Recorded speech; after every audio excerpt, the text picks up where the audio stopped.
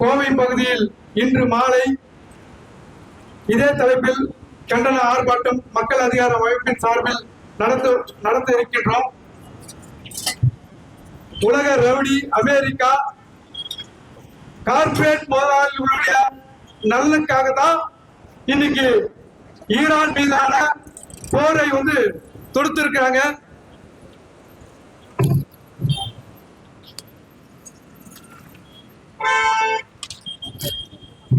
அதுவும் இஸ்ரேலுடன் கூட்டு சேர்ந்து கொண்டு இந்த போரை அமெரிக்கா இஸ்ரேல் சேர்ந்து ஈரான் மீது நடத்தப்படுகின்ற தாக்குதலை மக்கள் அதிகார அமைப்பின் சார்பாக வன்மையாக கண்டிக்கின்றோம். இந்த போரை உடனடியாக நிறுத்த வேண்டும் என்பதை வலியுறுத்துகின்றோம். குறிப்பா என்ன சொல்றா, இஸ்ரேல் அணு ஆயுதம் தயாரிக்குது, அதனால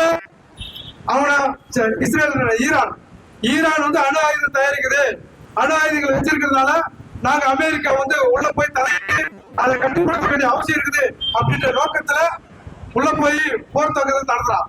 ஆனா உண்மையிலே இதுக்காக தான் நடத்துறானா அப்படின்னு கிடையாதுங்க. அப்ப அமெரிக்காவுடைய கட்டுப்பாட்டுல ஈரான் வரல. அங்கே எண்ணெய் வளங்கள் இருக்குது. அந்த எண்ணெய் வளங்களை கார்ப்பரேட் முதலாளிகள் கொள்ளை அடிப்பதற்காக ஈரான் எதிர்த்து நிற்கிறது அமெரிக்காவை.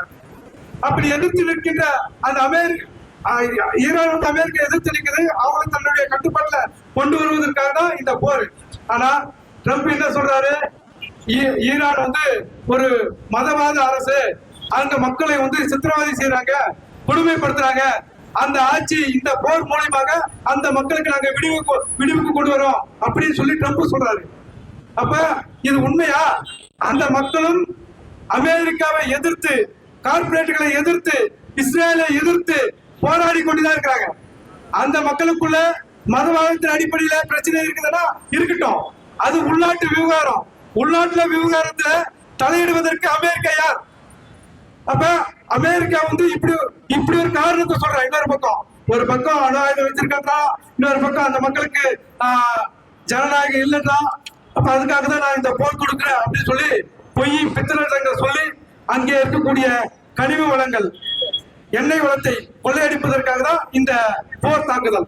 இந்த போர் தாக்குதல் நடந்து கொண்டிருக்கும் போது 2 நாளைக்கு முன்னாடி இந்தியாவினுடைய பிரதமர் மோடி இஸ்ரேலுக்கு போயிட்டு நெதன்யாகு கூட பேச்சுவார்த்தை நடத்திட்டு வராது. ஆனா ஈரான் இந்தியாவினுடைய ஒரு நேச நாடாக இருக்குது.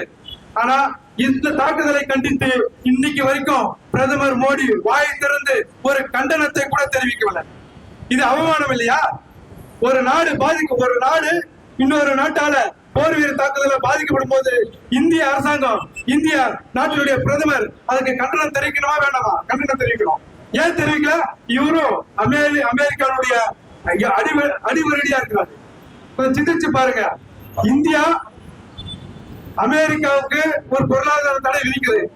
அதாவது நம்ம நாட்டு பொருள் ஏற்றுமதி செஞ்சா 50% வரி விதிப்பண்டாரு. அப்ப இதை எதிர்த்து, அமெரிக்காவை எதிர்த்து மோடி பேசவே இல்லை. ஆனா கொஞ்ச நாள் என்னாச்சு, நான் உன்னுடைய பொருளுக்கு நீ ஏற்றுமதி பண்ணா 18% உன்னுடைய பொருளுக்கு வரி போடுறேன், ஆனா நான் இறக்குமதி பண்ணா 1% கூட வரி கிடையாது அப்படின்னு சொல்லிட்டு ஒப்பந்தம் போட்டுட்டு, அதாவது அமெரிக்கா ட்ரம்ப் சொல்றாரு, மோடி அடிப்படைந்து நடைமுறைப்படுத்துறாரு. அப்ப ஒரு அடிமை நாடாக தான், அமெரிக்காவுடைய அடிமை நாடாக தான் இந்தியா இருக்குது. அப்பேற்பட்ட அடிமை நாடு இன்னைக்கு ஈரான் மீதான அமெரிக்கா போர் தொடுப்பதை, இஸ்ரேல் போர் தொடுப்பதை கண்டிக்க மாட்டாங்க. அப்போ உழைக்கும் மக்கள் நாம தான் இதை கண்டிக்கணும். ஏன்னா இஸ்ரேல் அமெரிக்கா ஈரான் மேல போர் தொடுக்குதுன்னா அதனுடைய பாதிப்பு எண்ணெய் வளங்கள் பாதிக்கப்படுதுன்னா கச்சா எண்ணெய் இந்தியா உள்ளிட்ட நாடுகள்ல எங்க, சவுதி அரேபியா, ஈரான் போன்ற நாடுகள் தான் நம்ம கச்சா எண்ணெய் வாங்குறோம். அப்ப கச்சா எண்ணெயுடைய வரத்து குறையுதுன்னா அதனுடைய விலை அதிகரிக்கும். விலை அதிகரிச்சதுன்னா பெட்ரோல் டீசல் விலை தாறுமாறாக ஏறும். பெட்ரோல் டீசல் விலை தாறுமாறாக ஏறிச்சுன்னா அதனுடைய பாதிப்பு என்னங்கன்னா காய்கறி விலை, அத்தியாவசிய பொருட்கள் விலையெல்லாம் பல மடங்கு ஏறும். பல மடங்கு ஏறிச்சுன்னா இது ஏதோ உழைக்கும் மக்கள் அனைவரும் இந்த விஷயத்தால பாதிக்கப்படுவாங்க. இது ஏதோ ஈரான் மீது நடக்கின்ற போரு, நமக்கும் இதுக்கும் சம்பந்தம் இல்ல, நம்ம நாட்டுடைய பிரதமர் வந்து கண்டிக்கல, அப்ப அவரே கண்டிக்கல, நம்ம ஏன் கண்டிக்கணும் அப்படின்னு நம்ம பார்க்க முடியாது. இதனுடைய பாதிப்பு உழைக்கும் மக்கள், உழைக்கும் உலக நாடுகள் மீது எல்லார் மீதும் நடத்தப்படாங்க, நமக்கும் ஏற்படும். அப்ப அந்த அடிப்படையில் இந்த பாதிப்பை நாம கண்டிக்கணும். உலக அமெரிக்கா, அது உலக ரவுடி அமெரிக்கா, பேட்ட ரவுடி இஸ்ரேல் நடத்துகின்ற போரை கண்டிப்பதோடு இல்லாமல் இந்த போரை நிறுத்துவதற்குண்டான நடவடிக்கைகளை நாம் உழைக்கும் மக்கள் அணிதிரண்டு இது போன்ற போராட்டங்களை ஒடுக்கப்பட்ட நாடுகளோட அணிதிரண்டு போராடும் போதுதான் இதை முடிவுக்கு கொண்டு வரணும் என்ற அடிப்படையில என்னுடைய தலைமை உரையை நான் முடித்துக் கொள்கிறேன். அடுத்ததாக தந்தை பெரியார் திராவிட கழகத்தை சேர்ந்த திருவள்ளூர் மாவட்ட செயலாளர் தோழர் ஆவடி நாகராசன் அவர்கள்.